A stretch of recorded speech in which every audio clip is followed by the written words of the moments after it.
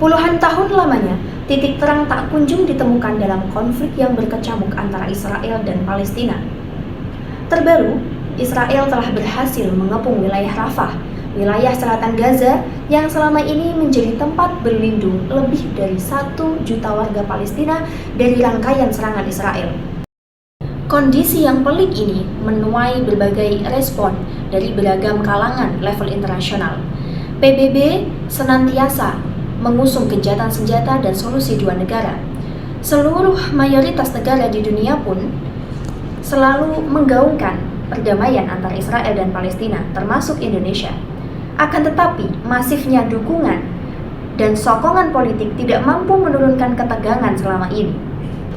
Pemirsa, kita akan kupas dan menganalisis permasalahan ini bersama saya, Intan Khairia Fatimah Zahra, dalam Policy Recommendation of Today.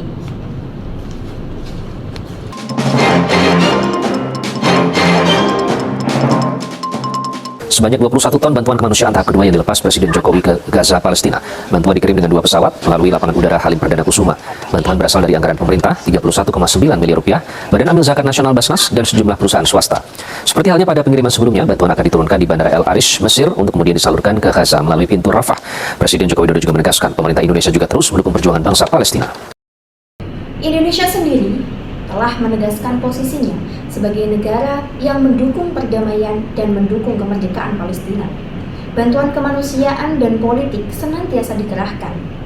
Indonesia mengirimkan bantuan kemanusiaan kepada Palestina dengan total 21,7 ton, serta Indonesia selalu menyuarakan perdamaian Palestina dalam forum-forum regional maupun internasional. Respon Indonesia dalam kasus ini sejatinya berlandaskan pada pembukaan Undang-Undang Dasar Republik Indonesia 1945. Kemudian implementasi dukungan Indonesia disampaikan dalam bentuk retorika, narasi, maupun sikap yang dikiblatkan pada pembukaan Undang-Undang 1945 tersebut. Sehingga berdasarkan undang-undang, maka Indonesia menentang segala bentuk kekerasan dan juga penjajahan serta mendorong solusi dua negara dalam konflik Palestina.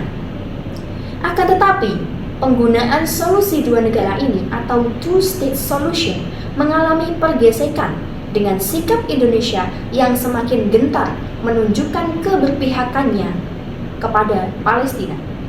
Middle East is suffering from a cancer, and up until today, the Security Council has only ever discussed. Tanggal 18 Januari lalu, Perdana Menteri Netanyahu menyatakan secara terbuka Israel tidak akan mengizinkan negara Palestina untuk berdiri. Pernyataan ini sangat berbahaya dan tidak dapat diterima karena mengkonfirmasi tujuan Israel sesungguhnya, yaitu menghilangkan Palestina dari peta dunia.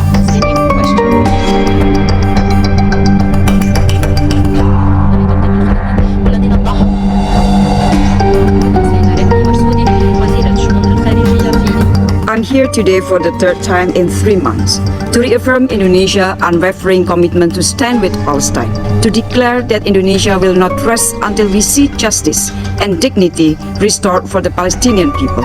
Hamas and the Palestinian Islamic Jihad are vile terrorists, but these forces of terror are a mere symptom of the true security threat in the region and beyond. They do not see our people as an empirical and political reality to coexist with, but as a demographic threat to get rid of through death, displacement, or subjugation.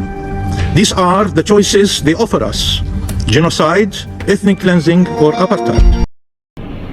Posisi Indonesia yang tidak memiliki hubungan trust dengan Israel, maka akan semakin menjauhkan Indonesia dari komitmennya untuk terlibat dalam menciptakan perdamaian dunia, khususnya solusi dua negara yang diidamkan selama ini dalam konflik Israel dan Palestina. Sejatinya, Indonesia memiliki hubungan dengan Israel bersifat rahasia. Hal ini dapat dilihat dari beberapa tokoh negara yang memiliki kedekatan dengan Israel, seperti Presiden Soeharto yang sempat mendapat kunjungan dari Yitzhak Rabin, perwakilan Israel. Yang kedua, Presiden Abdurrahman Wahid yang mengusulkan pembukaan hubungan diplomatik dengan Israel.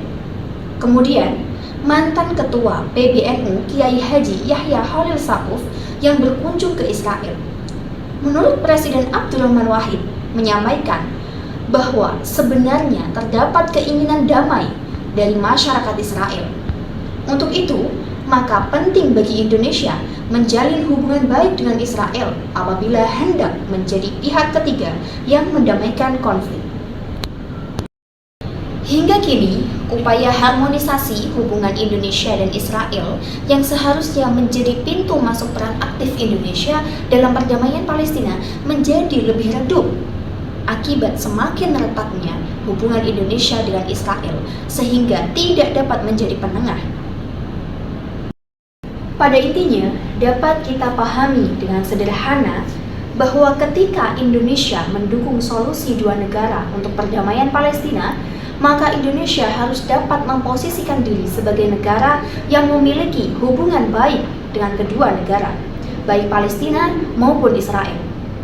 Melalui refleksi sikap beberapa tokoh pendahulu seperti Presiden Soeharto, Presiden Abdurrahman Wahid, dan Kiai Haji Yahya Khalil Saquf, harapannya Presiden Joko Widodo mampu melanjutkan upaya tersebut sehingga dapat kembali membangun kepercayaan dengan Israel dan seruan solusi dua negara dapat terlaksana dengan nyata, tidak hanya sebatas wacana. Demikianlah uraian analisis rekomendasi sikap dan kebijakan hari ini. Terus saksikan Policy Recommendation of Today setiap hari Sabtu pukul 12.00 waktu Indonesia Barat. Saya, Intan Hairiyah Fatimah Zahra, pamit undur diri.